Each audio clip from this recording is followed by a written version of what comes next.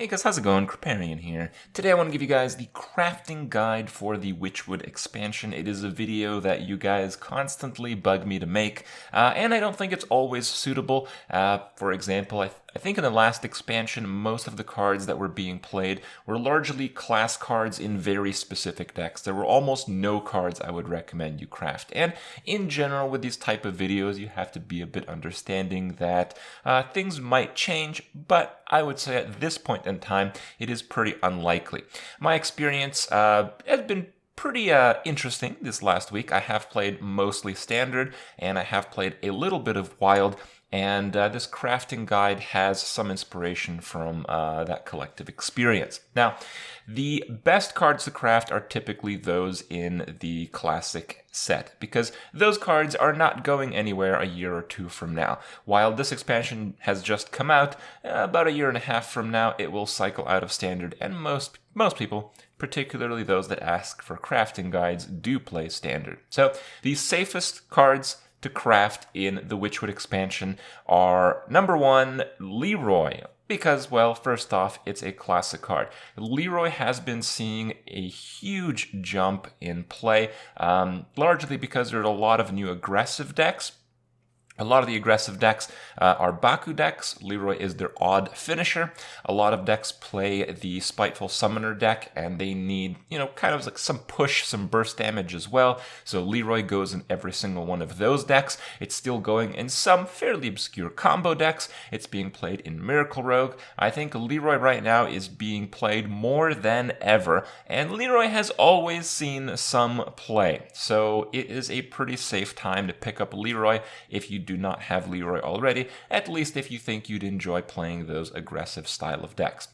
The other card is kind of the opposite. It is Doomsayer. Number 2 on the crafting list is yet another classic card. Doomsayer has seen quite a bit of play in the last few standard expansions, let's say, and it's seeing a decent amount of play again. It's not an overwhelming amount of play, but it's there, and it is a card that constantly comes back into the meta. And not only that, it is a card that's being played defensively in Wild, and Wild has more aggressive decks seeing play. So if Doomsayer is surviving in Wild where there's a more aggressive environment, then it should be pretty good in Standard for quite some time to come. And again, largely if you're playing control decks this time around. As for cards from this expansion, there are a few that I can recommend. The cards that I recommend are typically higher rarity ones, but, there are a few rares out there. Out of the higher rarity ones, I think the best card is Baku the Moon Eater. Baku is basically creating the deck types of odd decks. Generally, the odd decks are in higher numbers than the even decks, while even Paladin typically has a slightly better win rate in this meta than the odd Paladin. There are no real other even decks that are making waves.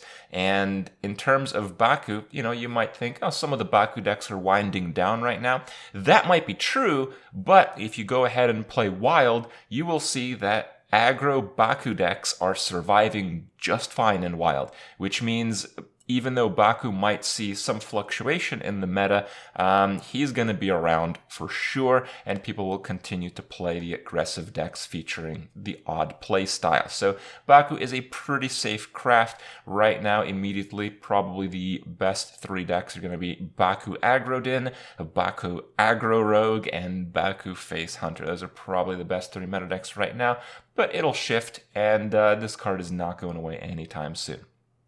Second up is the Nightmare Amalgam. Now, this card certainly doesn't look impressive, but it is an epic quality card, and it does belong in a number of decks. Nightmare Amalgam is being played in one of the best decks for now, which is Murloc Paladin, because, well, there's not that many Murlocs, and Murlocs typically suffer from weak stats.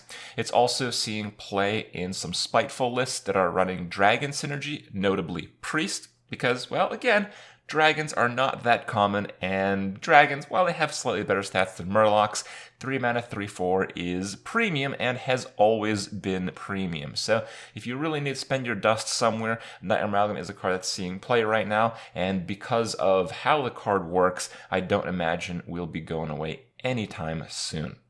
Next up is the Voodoo Doll. The Voodoo Doll is largely played in 2 decks, but has seen some play in others, so it's a worthy mention, I would say. The large reason why Voodoo Doll is seeing play is, well, it's just really efficient in Warlock. I feel it's never really going to go away in Warlock.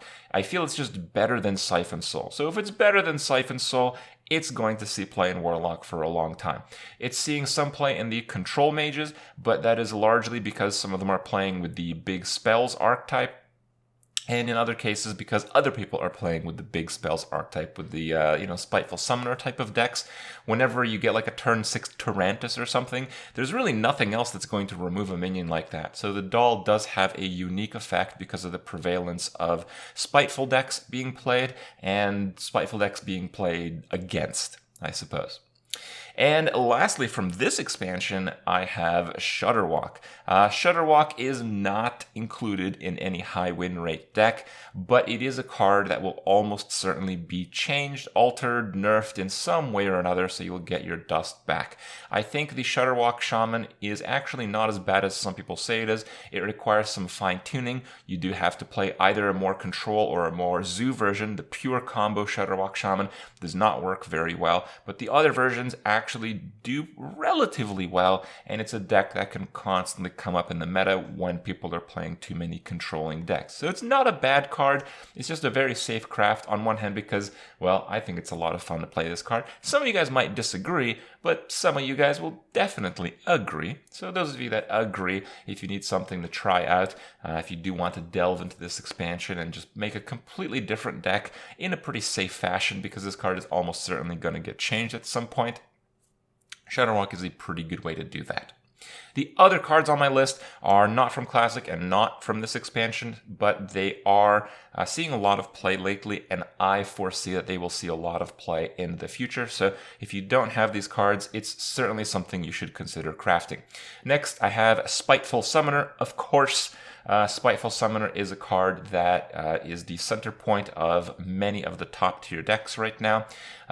Notably Spiteful Druid because of UI, but Spiteful Priest is seeing a lot of play, and this card is so strong that people are playing Spiteful Warrior, like 7 mana cost spells, nothing good at all.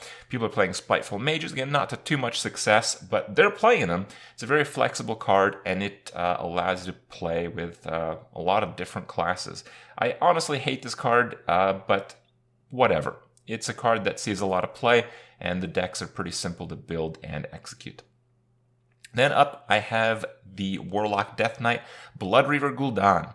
If you take a look at the Warlock decks being played right now, Bloodreaver Gul'dan is in every single one of them, and Warlock decks have quite a lot of variation. There's Warlock decks that are basically, board control / zoo. They have Bloodreaver Gul'dan just because it's such a crazy card.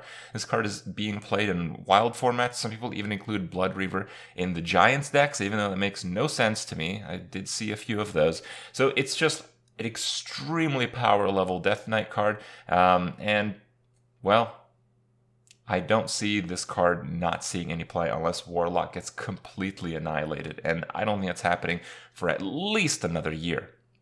Stonehill Defender is next up on my list. I typically don't include rare cards, but because this card is not from this expansion or from the classic set, if you don't have this card, I think you probably should craft it. I think this is the single best taunt minion being played right now. I see a few of these in standard. It's in basically all of the odd decks. It's just a really powerful card, giving you the option to get 2 taunts out of 1 card with a weight of discovery based on your class cards. It allows odd paladins to get game-winning Tarims, and it allows control decks to get game-winning double taunt stall walls. So it's an extremely powerful, versatile card right now. And last on my list, once again, we have another taunt wall, the Primordial Drake. Primordial Drake is one of the favorites right now. It's being played in Hadronox Druid as one of the best taunts in the game. It's being played in a lot of Spiteful decks because of the lack of board clears, and it's being played in most combo and control decks because, well, you can't have enough board clears or taunts, and this is both. So that's what's up with that. That's the crafting guide for this expansion. Obviously, with balance patches and new expansions coming out, there's probably going to be some changes to this list of cards, but most of them should still be around for quite some time. So let me know what you think. Hope you guys enjoyed it, and I'll see you guys in a bit.